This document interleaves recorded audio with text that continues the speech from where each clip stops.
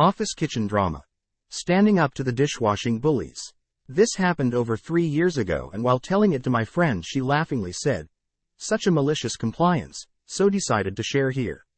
When I first started to my very first corporate job, there was a kitchen, full of utensils, and fridge and oven and stove, and a dishwasher. A full-fledged kitchen for employees to make tea, coffee, heat their meals, even cook. They said I can bring my own glasses and put them there or use the company's. Also, there was a woman who was working in the kitchen. Let's call her Nilly, since she puts rules willy-nilly like a bully. Second day of my job, dear Nilly told me, "Let me remind you that no one should leave their dirty dishes in the sink." I was surprised by the claim. Since I am new and don't know a single shit, I thought this might be her way of bullying, or it might be actually true. So smiled and asked if this means I have to wash my own glasses. She said, "Yes, don't make me repeat it twice, honey. Let me remind you, there's a dishwasher. If she isn't cleaning the dishes, her only remaining job is vacuum the office once a week and bring tea, coffee to chiefs, to meetings and to managers."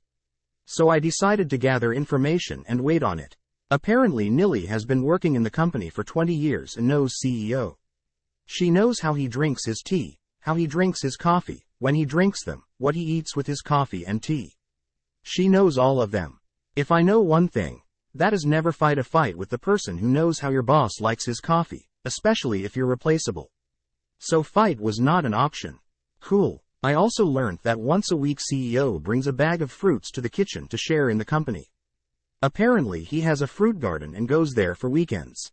And she would take fruits to her house at the end of the day. Old employees knew that. They would take 1 or 2 in the day. That's how I learned this. She said to me I can get one from, but it is hers. So I refused the first-time offer, thinking she bought it, then learned that it was brought by CEO. I think she implied that CEO brought it to her and she was generous enough to share it with us peasants, but this is my interpretation of her statement. One thing about me, I look young and naive. I look dumb, as if there is some missing component in my brain. Cue malicious compliance. From my desk I could partially see the kitchen if I turn around. So on the day of fruit delivery I was constantly checking the kitchen. When CEO came in, I count to 30 and went in as well. To wash my glasses, of course. I went in and said hi to everyone. This was my first time seeing CEO, so he said, "You must be new," kindly and respectfully informed who I am, and he told me who he was. I said, "Sir, I've checked the company before entering and knew him," which he liked. After I turned to wash my dishes, he asked me what I was doing and I said, "Oh, I was informed that all the staff wash their own dishes." At the same time our Nilly said I must have mistaken that while laughing and taking the sponge and glasses out of my hand. I said, "But you," as if shocked, and cut myself as if realization hit me, then smiled like she is my best friend. Of course I didn't stop there. I looked at the fruits. CEO told me to take some fruits, added that he brought them to the company so all the staff could enjoy.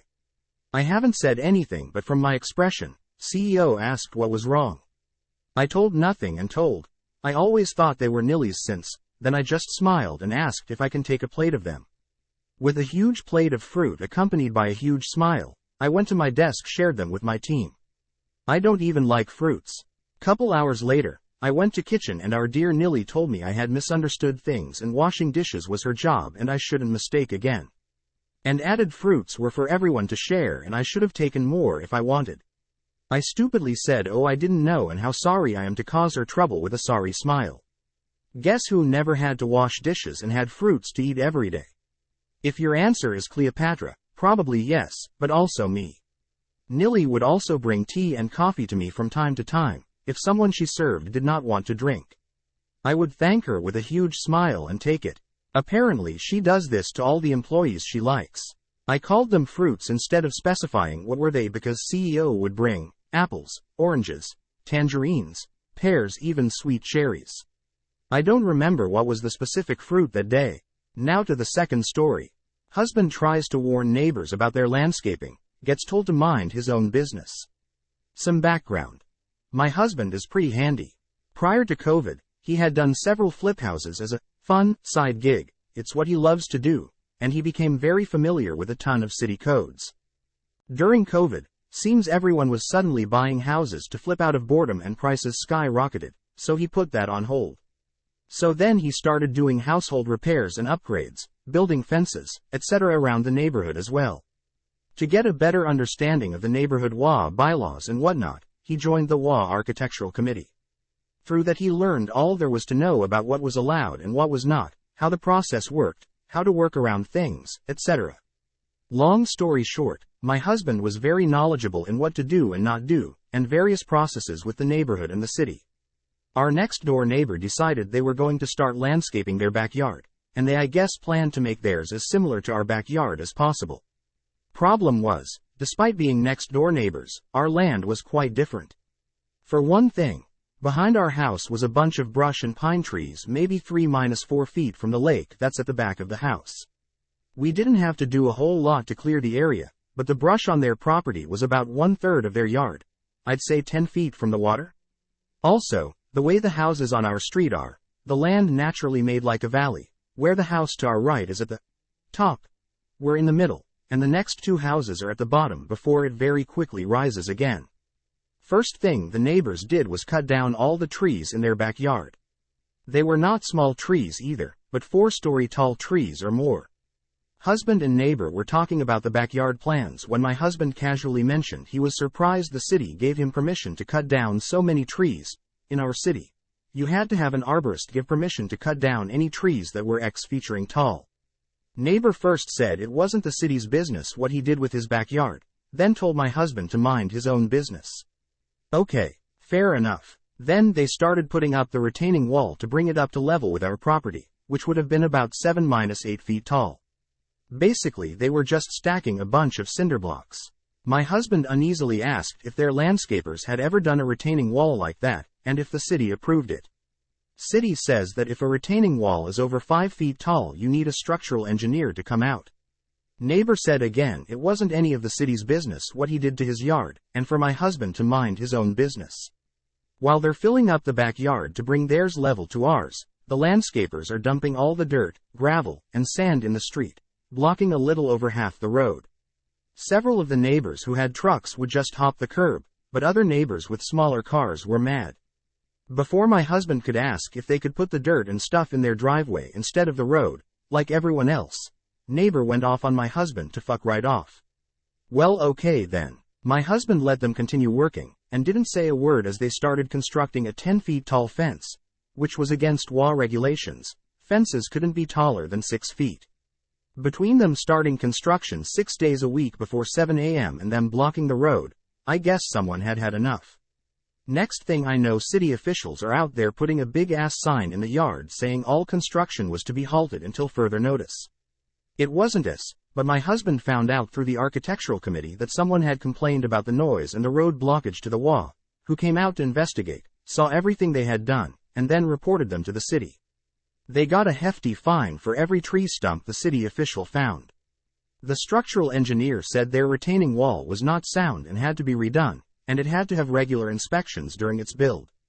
The WA also told them that not only did they have to take down their 10 feet tall fence, but as they did not get prior approval and because it was not an approved design, the WA also hit them with a hefty fine. Initially, neighbor came after us for tattling, but we told them it wasn't us, as nothing they did affected us in any way. Our kids are early risers, so even starting before 7 didn't bother us. My husband then said he tried to warn them this would happen, but neighbor told him to fuck off and mind his own business, and he did. Landscaping had started on Black Friday, was shut down for 3 weeks while I guess they got things sorted out with the city and WA. Their backyard is still not finished. Edit. I truly want to say, it wasn't us that called the WA or city. We just let him be. But he pissed off a lot of neighbors.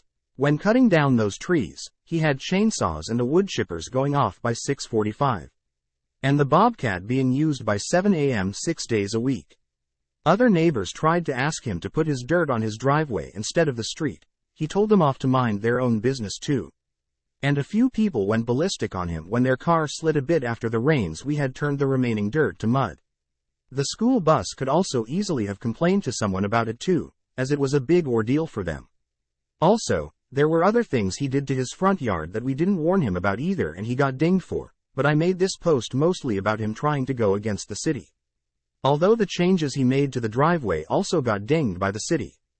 And yes, from what I heard, The tree fines were painful. To the last story of the day. Passenger abuses me, the bus driver? Enjoy walking 4 kilometers home. I'm a bus driver. Passengers have to press a stop button if they want the bus to stop at the next stop. Pressing the stop button flicks on a huge banner on the front of the bus, along with making a loud buzz. There are multiple stop buttons on the bus. The condition of buses are quite bad here. Some of the stop buttons are faulty. It's usually not a big deal as passengers can see if the banner is flicked on, and if it's not, the passenger can just press another button or verbally tell me to stop. However, it just doesn't register with some passengers that there is a huge, visible and audible banner. Unfortunately, these same passengers tend to lose their minds easily. It was 9:30 p.m. and I was driving between 2 large suburbs, let's call them Sunnydale and Riverdale. A passenger must have pressed the stop button but it didn't register on the banner. As I drove past the stop he yelled, "Oi ya fcking dog cnt. Ya missed me stop dickhead."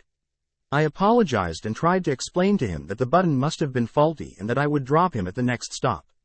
I told him that I could not drop him off on the side of the road because I would get in trouble from the bus company as they have GPS tracking whenever I open the bus door.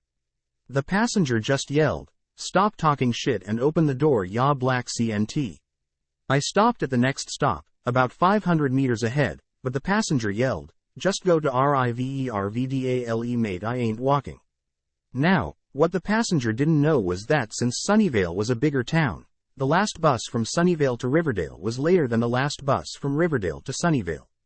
He would be stranded at Riverdale, 4 kilometers away from his stop. So I kept driving to Riverdale, as the passenger requested. I dropped him and the other passengers off and closed the door. I could see him checking the posted timetable on the bus stop. I put my bus into gear and pulled out. I heard him exclaim, "Hey, wait." As I did so, unfortunately, I could not have dropped him back to his stop even if I wanted to. I have a strict schedule and change route numbers after each trip. My schedule now was to fill up the bus with diesel and head back to the depot. I filled up my bus and headed back to the bus depot. As I drove back, I saw him walking on the side of the road. From 500 meters to 4,000 meters.